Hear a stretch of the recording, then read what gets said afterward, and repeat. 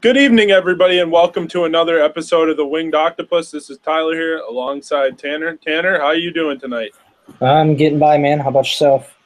I'm doing pretty good. Weather's holding up here, 4th of July, so, things doing pretty well. Tess not able to join us tonight. She's having beers or whatever she's doing up north in Michigan. So enjoying life, so, we can't fault her for that. But last time we talked, the Red Wings were going into free agency. We're kind of doing a little bit of an outlook on the franchises itself. Tonight, we're just going to delve into it right away. We're going to talk about free agency signings here. Free agency signings. So first of all, we kind of touched on this in the last podcast because there was rumblings, but, it officially went down the way in the it's a 3-year of what was it exactly? 3.17 or something like that. So, Tanner, I want to get your thoughts on that real quick. Yeah, so just what we talked about on the podcast the other day, we started going down a list of names of kind of guys that could come in and fill the void on the blue line for Detroit. And after I turned it down, I came back to Trevor Daley because those other names did not sound too good.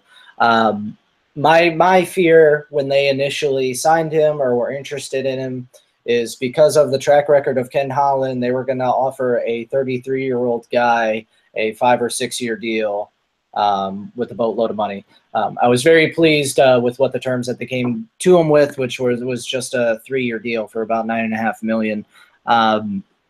That was kind of promising to see for me, a guy who's been a veteran in this league, who skates pretty well on that blue line. He shows that he can score a little bit, and being in Pittsburgh, he's won a couple of seasons. So 2 years, last 2 years. For the last 2 years, so he can kind of come in and help some of these young guys that they have on the blue line because they have plenty of guys they can turn to. Yeah, no doubt. And, last season he had 19 points in 56 games. And the year before he had 22 points in 53 games in 2015-16. So, you're getting a guy that he's not a goal scorer, but he is a puck-moving defenseman. And, the Red Wings don't have a lot of those guys. No, and that's something they've lacked on the power play, over the last few seasons too, or just in the offensive zone. They have not been tic-tac-toe like we've been accustomed to seeing over the years, that's for sure. So what I'm talking about exactly, Tanner, not to, step on your toes or anything, but what I'm talking about is the lack of them being able to outlet the puck and get out of the zone in the offensive zone. They're not good at it. Just, you look at Mike Babcock teams, maybe not the Red Wings team, like the last 2 Red Wings teams, but like the Maple Leafs now. They have Morgan Riley. He gets that puck and he vacuums it out of the zone right away. There's no hesitation. There's no let's reverse it here. Let's skate back here. No, it's let's go. Let's get the puck out of the zone. Let's start the breakout. Let's go. And the Red Wings don't have enough of that.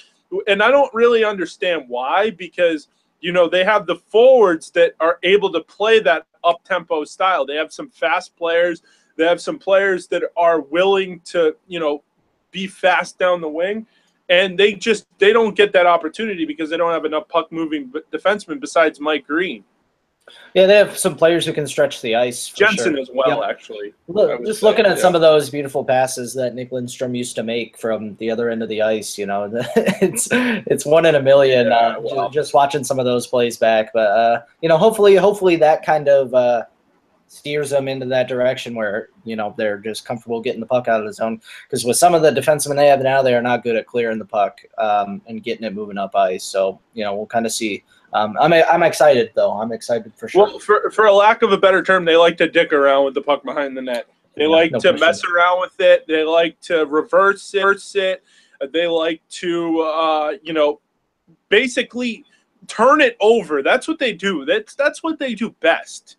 And, it infected Danny DeKeyser last year because he wasn't able to, he started to dick around with the puck and turn the puck over a lot last year, which, led to his decline last year. It infects Jonathan Ericsson a lot.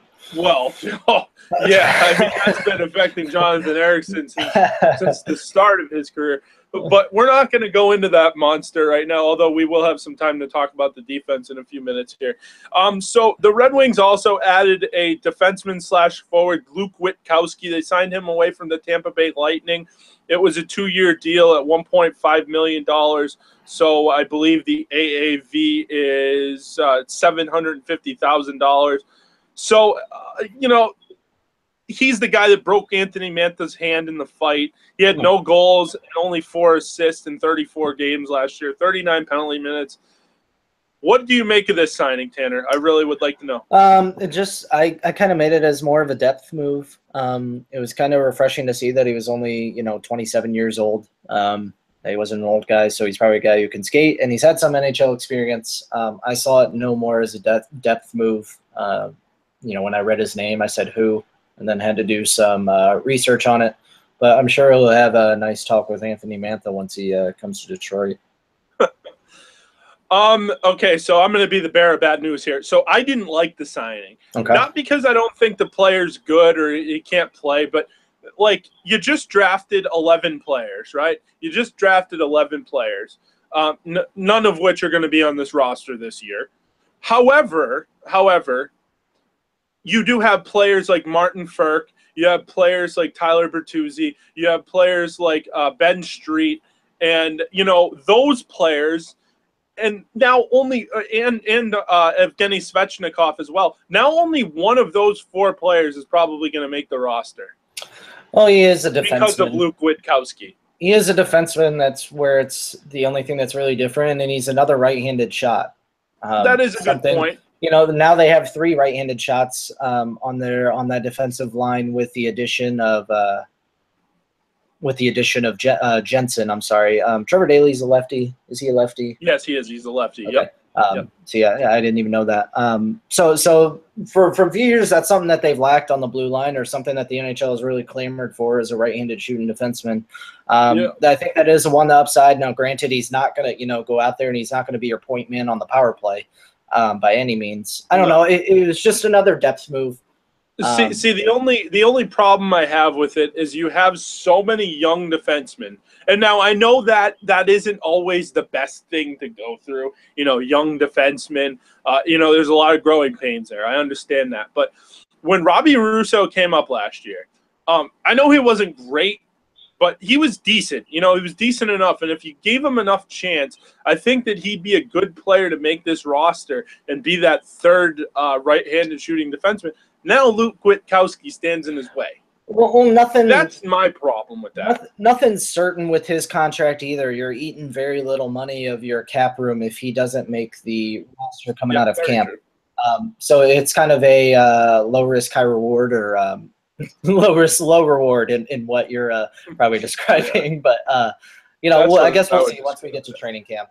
I'm sure Detroit likes to lean on that experience a little bit more. But again, I'd like to probably see Russo get some playing time as well. So in other news, the Red Wings signed left winger Turner Elson. He played 4 seasons with Calgary and Colorado. He had some injuries last year. I think the best he's ever had is 30 points and 14. What was it? 14 goals, 14. I think. Yeah. Yeah, 14 goals, 16 assists, and in 63 games for the Stockton Heat in 15-16. So, another depth move, I would say. More than that. Probably nothing more than that. Probably just to fill in the Grand Rapids lineup, to be honest. I don't think this guy's sniffing the NHL anytime soon. No offense. But, I mean, like I said, there wasn't a whole lot done in free agency as a whole. I just want to get your thoughts on that real quick. Yeah, again, just another depth move, and as we've mentioned a billion times, I'm going to say it again, where we're at with the contracts. Just there's not much room to do much more.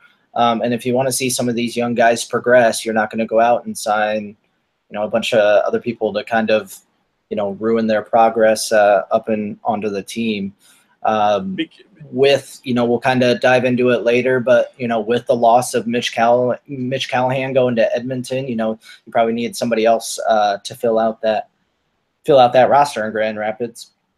And he's young; he's 24 Yeah. years old. But who knows? Which is a good thing. Yeah, who knows if he could bounce back and forth and play a few games. But as you mentioned with Luke Witkowski, you probably wouldn't want to see Elson blocking or impeding the progress of some of those other guys.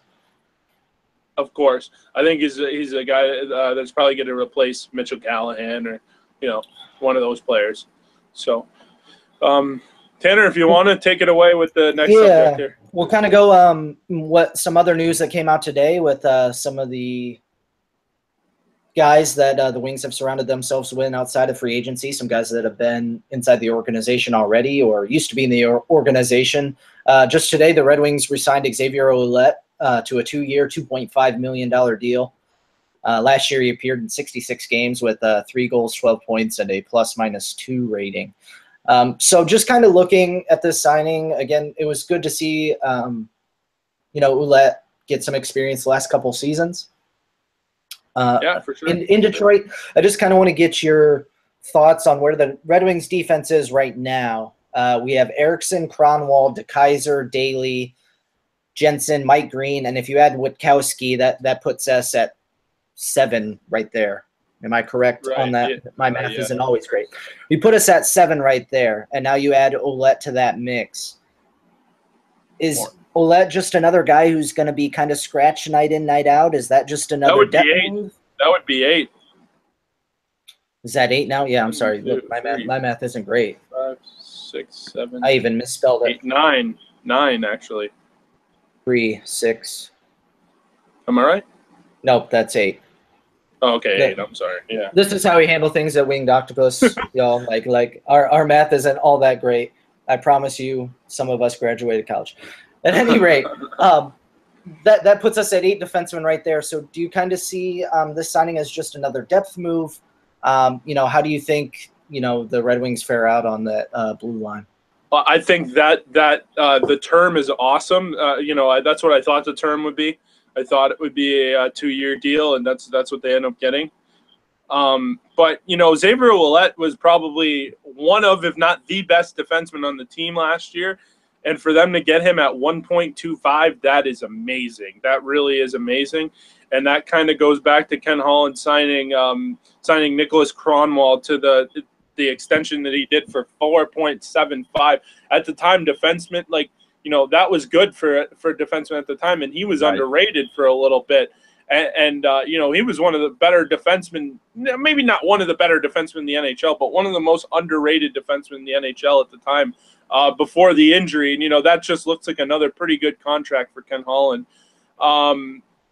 But I would just say, it's another depth move, but, it's a big move because Xavier Ouellet was really good for them last year. And I think a lot of people don't see that because they say, the defense isn't that good. But I think that's kind of a cop-out way to think about things right now because I do think the defense is a little bit better than they're given credit for.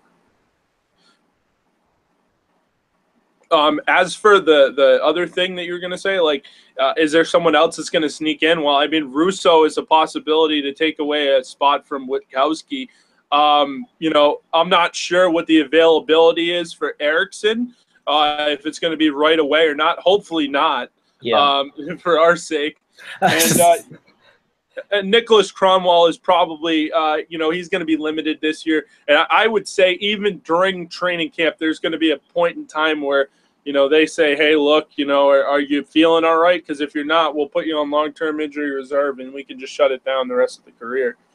Yeah, we'll see kind of how that health plays out. It has not helped Detroit over the years, just the way that injuries have kind of snuck up on them. But we'll kind of move along. We just touched on Mitch Callahan, who signed with Edmonton for a 2-year and was also a 2-way contract, so he can kind of bounce back and forth as needed. Were you a little surprised that Detroit didn't re-sign him, or do you think it was kind of a good move for him to maybe go get some playing time? Okay, so with Mitch Callahan, I think a lot of people have kind of overrated the guy. He's a really tough player. I'm not going to take that away from him. He took 2 slap shots to the face. Hey, man, when you got no front teeth, I guess you're a tough guy. I mean, yeah, he's definitely a tough guy for sure. But I don't think there was a spot for him on this roster, especially when they signed Witkowski, because a lot of people are saying that there's a possibility that if he doesn't play defense, Witkowski, he can play forward and be a bit of a hybrid. And so that takes away a spot right there for Callahan. And so Callahan was probably like, okay, you know what? I'm going to go play in Edmonton and win the Stanley Cup with Connor McDavid. And so, I mean, I'm half joking there, but, I think there's opportunity there for him in Edmonton for sure. Also, as of a couple days ago, if some of you may remember him, if you're big Grand Rapids Griffins fans, the Wings reacquired Thomas McCollum from the Calgary Flames for a conditional draft pick, adding more depth to that already crowded goaltender situation. Thomas McCollum has been in Detroit. He was originally drafted by them in 2008. I released an article the other day. If you guys want to go read that, it is on our Twitter at wingedoctopus or at wingedoctopus.net. Just kind of discussing some of the goalie situations as this offseason continues to move on. I guess the number one kind of question right now is, will they move Peter Mrazek? And I guess we don't know what the goaltending situation will be until the regular season's about to get underway. But I guess we can, some things will be figured out in the remaining weeks, whether they think Machowski is a liable backup. Do they think Jared Coro can back up Jimmy Howard? And you have, McCollum has some experience there as well, but he's spent the most of his time in Grand Rapids. So I guess my question to you, Tyler, is was this just a depth reacquisition, or do you think it's prepping for this Mrazek trade that is probably inevitable at this point? No, I mean, I've been watching hockey a long time. Something smells funny here. And I'm not saying that to be joking. Like, something actually does smell funny here. They have a goalie in Jurgen Van Pottelberger who's still going to play overseas because there's no opportunity for him over here right now. Yep. Which sucks because I don't think that – I mean, okay, so let me back it up here. The two goalies in the NHL are competent goalies. Jimmy Howard, is above average, and Peter Mrazek is, on the cusp of maybe being elite, maybe being something special, right? Mm-hmm. And then if you look into the Grand Rapids situation, Jared Coro just won a Calder Cup, There's something smells funny here. Something smells really funny here. I think there's going to be a trade at some point. I do. I just wonder what you'll get. I think it's inevitable almost. Yeah, I just wonder what you'll get in return. Not that there's some of these off-season signings have already happened, or do they not think they're going to get anything for Mrazek up until the deadline? So I guess it would be kind of interesting to see. I don't, unless they want to add another forward or another defenseman. That we just talked about their defensive line, it's kind of backed up there now too. So, maybe you get a bunch of draft picks for him and another prospect or two. I guess we'll just have to wait and see on that.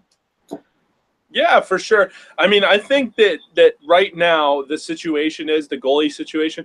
I think it, like I said before, it smells funny. Something's not right there.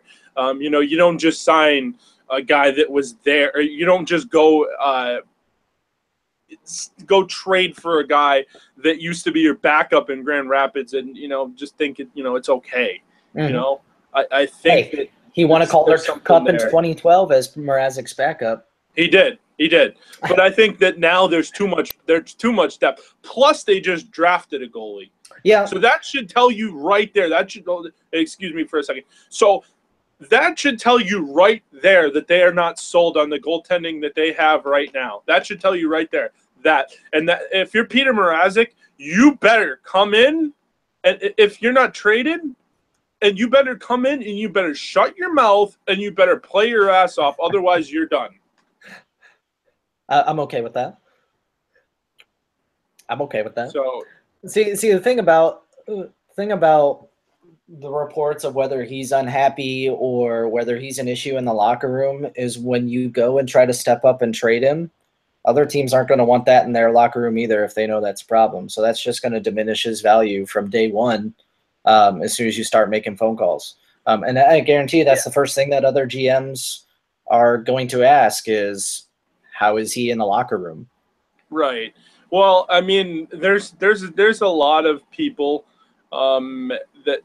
that, you know, and this is just coming from a fan base perspective. There's a lot of people like, you know, like I said, I live in Boston, so, you know, like a lot of people when Mrazek was coming up, like knew him from that I believe he stole the show against the United States. And, you know, I'm telling people this is a Red Wings prospect, and, you know, oh, that kid's going to be really good. And now we're in the division with the Bruins, and, like, you know, all I hear from people when I go to the Garden, oh, that Mrazek kid's going to be something else someday. Like, there's definitely people that think that guy can be elite at some point. But here's the thing. I mean, if he's going to be elite, he's got to step up. And he hasn't done that yet. So we'll see. We'll see. So is there anything else on that subject, Tanner? No, I think I don't anticipate, you know, much else from Detroit, I guess, this offseason or other re-signings. You know, they made a lot of ticky-tacky and entry-level contract signs. But I guess I just found the Thomas McCollum reacquisition interesting because we haven't heard any rumblings since it was spilled online that Detroit was going to try to move Mrazek. Yeah, Tanner, I would say that if anything is going to happen, it's going to be a free agent, or it's going to be a trade. Happen soon, man. I'm tired of speculating and what if. Yeah, it's going to be a trade. If it happens at all, it's going to be a trade. And you know, I have to think that with the forward depth that they had, actually there was rumblings, and just to bring this up because I don't think that we touched on it at all, and no, we have not touched on it. That there was a report. I don't remember if it was TSN or if it was Sportsnet, but it was one of those that the San Jose Sharks inquired to Ken Holland to see the availability of Darren Helm. Just your thoughts on that, real quick. Well, I'd be curious to see what the Sharks were interested in giving up. If you can get a guy to come in and play 60 to 70 games. Whether that is Tyler Bertuzzi, whether that is the likes of Axel Holmstrom, whether that's Svechnikov, I'm okay with that. As we talked a couple days ago on the podcast, you know, Darren Helm has failed to stay pretty healthy over the last few years, and then once he signed that contract, I think Ken Holland would know ahead of time if they were going to make that trade that he wouldn't be getting much out of him. And you're also not trading him to somebody that is in your conference or in your division, or somebody that you'd run into in the first or second round of the playoffs. So, I mean, I guess I'd be interested to see what they could get in return. You know, if they were dishing off the full contract, and then who kind of their replacement would be. They are short on centers right now. That is one thing that they're kind of lacking or not doing as well in the faceoff circle. It'd be interesting to see, and we don't want to delve into this, but it'll be interesting to see if they move Larkin back to the middle. Yeah, it would be. But we'll move on to the next thing because, you know, we do have to move on. And by the way, happy 4th of July to everybody. Hopefully you're listening to this by a beach or perhaps near your pool, or, you know, doing something fun. So we will move on to the last subject here. Big moves around the NHL. Carey Price got an 8-year, $84 million extension. Patrick Marleau signed a 3-year, $18.75 million deal to go to the Toronto Maple Leafs. So Patrick Marleau no longer a San Jose Shark. Alexander Radulov signed a 5-year contract with the Dallas Stars, worth $6.25 million a year. And you know, there was other signings as well. Joe Thornton re-signed with San Jose for $8 million. Evgeny Kuznetsov got a 7-year, $64 million extension. You know, there was some other moves as well. Can't think of any off the top of my head other than that, but there was definitely some moves at the trade deadline. Chris Kunitz going to Tampa Bay, Ron Hainsey to Toronto, Dan Girardi to Tampa Bay as well. They overpaid for him, of course. Kevin Shattenkirk signed a 4-year, $26 million deal with the Rangers. Nick Bonino with the Nashville Predators. So there's definitely some moves. Going all over the place. Yeah, definitely all over the place. Any that stick out to you, and, you know, what's the biggest one to you? Well, the biggest one's obviously Carey Price, and in that contract, that's just kind of unbelievable, and what will kind of formulate where people start negotiations with future goalies. I kind of found it interesting. I touched base with everybody in the Winged Octopus group the other day. All that we heard from the last few years and Mike Babcock being in Detroit is that nobody would want to come play for him. Isn't that all we heard the last few years? Yeah, you're right. Yeah. Would come play for him. Now you got Patrick Marleau, and now you got some guys who have signed and have been traded there. You know, I don't know if it's just a different culture there than it was in Detroit.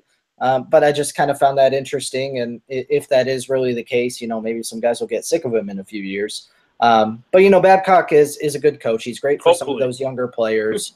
You know, those were the two that stuck out of me. I don't know if you mentioned it. Detroit was looking at that college free agent out of Union, Spencer Fu, who ended up signing with Calgary. You know, that was interesting. I kind of wish we would have had him. I don't know if kind of talks fell through with Detroit, if he wanted to be on the roster from day one, and Detroit told him, no, you're going to have to obviously work for it, or they couldn't guarantee him a spot. And that's probably why he went elsewhere. Yeah, that would be my guess. And those were kind of the highlights, I guess, of this offseason. You know, there are a lot of moves happening. It's just an exciting time of year.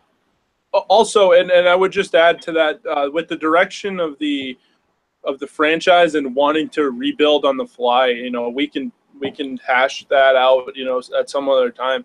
But you're going to see a lot of these Danny DeKeyser, Spencer Fu, Mike Vecchione, like those kind of depth, maybe not depth moves, but like agents that are going to be interested in the Red Wings, because there's a lot of young players on the Red Wings. They're going into a new building. They're going to be a team that's going to try to compete every year. That's going to be appealing to college free agents. So I think that's a good thing. And as a Red Wings fan right now, you're going to want to know that right off the bat, that those are going to be some kind of moves that you're going to want to pay attention to. Yeah, but, you know. As for go ahead. I'm sorry. Go ahead. No, go ahead. Okay. So as for the biggest contract, or like the one that stuck out to me the most, the hell is Patrick Marleau doing getting paid $6.25 a year? Also, what the hell is Joe Thornton getting paid $8 million for? He was being recruited from about 12, 14 different teams, one of Joe Thornton. Yep, and Jaromir Jagr is over here like, look at me, look at me, look at me. So, I every time I hear Joe Thornton's name, I can't like think of him just being a dick every time he would play in Detroit, play against Detroit in the playoffs. So there are like just some of those guys that stick with you that I just will kind of forever hate. He is one of those guys. You know, and the Jagr thing's just kind of interesting. When he came out and said, you know, we talked about him last week. He just came out and said, nobody's really talked to me. Now, I don't know if I mean, I would suspect on money that or will what? change. Okay, so we this is kind of something me and someone talked about. I believe it was Kayla, and we talked about basically like, you know, Jagr, like when he left to go to Russia, that was about money. When he came back from Russia to play in the NHL, like I believe it was 2012, from Russia, he went to Philly instead of Pittsburgh over like $1 million. This guy's all about money. I'm not taking away the fact that he loves the game and he loves to play, but if he doesn't get $4.5 million, he's not going to play this year. Hang him up. This guy is all about money. I love Jagr. I really do. And don't take this the wrong way, but this guy is all about money. He always has been. He always will be. And if that's the way he is, somebody needs to level with him and tell him straight up. Now, he is a unbelievable beast to keep playing into his mid-40s. But he is 45 years old, so somebody needs to step up and tell him, look, you're not going to make $4.5 million if you want to keep playing in the NHL this season. Well, you know what he'll do? He'll say, you know what? He'll say, you know what? I'm going to Russia. Oh, God. Yep. So, like I said, the guy's all about money. He really is. but the one that stuck out to me the most, and not to prolong this any longer than we have to, the Kevin Shattenkirk deal was really big for the New York Rangers. You know, like for a few years they had some good defense, but they haven't had any great guys. Now, I'm not saying Shattenkirk's great, but Kevin Shattenkirk's a pretty good defenseman. Watch them pair him up with Brendan Smith. Yeah, exactly. And they re-signed Brendan Smith too, so that's big. And you know, the Rangers core all of a sudden looks like McDonough. You know, they have Brendan Smith. They have Girard. They don't have Girardi anymore. They have Shattenkirk. They have Anthony D'Angelo that they got from the Arizona Coyotes in the Derek Stepan deal. They also have who else do they have? Oh, Brady Shea, who was a player at the University of Minnesota for a while. So all of a sudden, that defense has gotten a whole lot younger. And, you know, Lundqvist has a pretty decent defense in front of him, and Ryan McDonough is a beast. So, but that one helps the Rangers a lot. And then I would say the other one that is kind of an underrated signing that I think is really good. You know, he did get a lot of money, but Alexander Radulov to the Dallas Stars. I mean, look at Dallas. They get a goalie in Ben Bishop, and you know, all of a sudden they look like a contender out west now. Just your thoughts on that, real quick. It'll just kind of be interesting to see them having Jamie Benn and Tyler Seguin. They've always like had that kind of those highlights to kind of pay attention to if you're a Dallas Stars fan. If you're a Detroit Red Wings fan, there's the few highlights between Anthony Ciu and Tatar. Obviously seeing and Tatar and Zetterberg. But I don't know, you know, they're kind of building a team, and same for New York Rangers. Shout out to GM Jeff Gorton, who's done an incredible job there over the last few years since being promoted. You know, I guess it's hard being a Red Wings fan and then watching somebody like Brendan Smith go, who played well in Detroit. But it's great that they're kind of building that roster over there, and it's great for Dallas that they're building a star out there because I think they have a good core fan base out there too. I would say that as well. I was actually at Fenway Park talking to somebody who was from Texas, and his favorite sport happened to be hockey, and we were talking about the Dallas Stars. Like, yeah, it'd be really big if we could get one more defenseman, which they got, and Mark Mathot. Be big if we got a goaltender, which, you know, we talked about the Ben Bishop thing, and it would be big if we could get another forward to play alongside Jamie Benn and Tyler Seguin, Alexander Radulov. Why not get the best forward on the market? So, you know, the Dallas Stars are going to be a fun team to watch this year. They fired their coach. They got a new coach in there now, and the Stars mean business. They're going to be a team to watch in the West.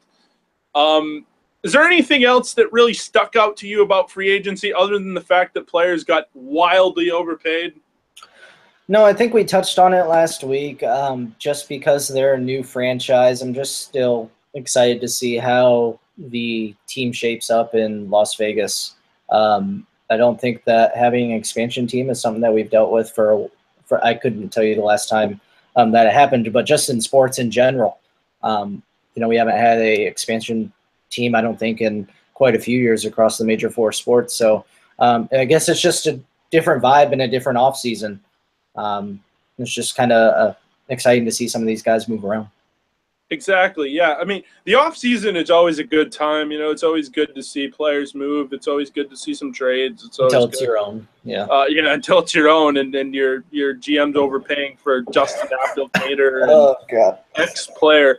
But yeah, I mean, you know, like I said, it'll be interesting to see what the NHL looks like this year. You know, it feels like it's got a new vibe to it. You know, the new jerseys and you know, new faces and new places in Vegas, and you know, I feel the Red Wings are going into a new building. You know, it feels like it's going to be a new, good, fresh start, and you know, hopefully for our sake and the Red Wings' sake, you know, that turns out to be the case. Just get Gary Bettman the hell up out of there. Oh my God, please! But there is talk that there could possibly be a lockout at some point. We're not going to get into that. There will be a point in time where we do at some point. But Tanner, do you have anything else to add? No, I don't. Please support us every time that we, post something about a podcast or a link to our articles. You can find at wingedoctopus.net. Again, you can find us on Facebook and Twitter and Instagram. We really appreciate your guys' support that already do. Thank you. But please help us kind of get our articles out there. We're trying to grow and do as best as we can. And, Tyler touched on us last week as well. Please do give us reviews, whether it comes to our podcast, whether it comes to a way that we cover stuff. We kind of want to make this as best and as big as we can. But we appreciate all those who are listening and do support. I agree. Thank you guys for joining us and everything. And, I hope you guys have a good 4th of July. Tanner, just shout out your Twitter handle if you don't mind, please. Yeah, at the other T Swift, both on Instagram and Twitter. Do you have Tess's as well? Ooh, not right offhand. I can find it while you shout yours out real quick. Okay, great. So you can follow me now. What is it on Twitter? It's I changed it. So it's at Tyler, Tyler _ Seeley, Sealey. Now that's my name. You can follow the Winged Octopus, like I said, on Twitter, Instagram. You can like us on Facebook. We're going to be going on Snapchat pretty soon. Hell, we'll be on eBay at some point. And, we'll have some business cards and T-shirts and everything made at some point. So, please check us out on the web and everything. And definitely go to the website, www.wingedoctopus.net. And if you guys want to follow Tess as well, she should be back with us next week or in the coming weeks. So you can follow her at TMDudleyXO. That is at TMDudleyXO. I feel weird saying girls XO always have to out add loud. XO, don't they? I don't like it. She didn't have a bunch of emojis in her name or anything. That would have really bothered me. But so I thank you guys for joining us. Like I said, have a great holiday. Enjoy it. Watch baseball. Get drunk. Watch some fireworks. And, we'll be back hopefully, next week or the week after. We may be doing a 4th of July USA hockey one. So stay tuned for that one if we end up doing it. So everyone have a good night. Happy holidays. Stay classy, Hockeytown.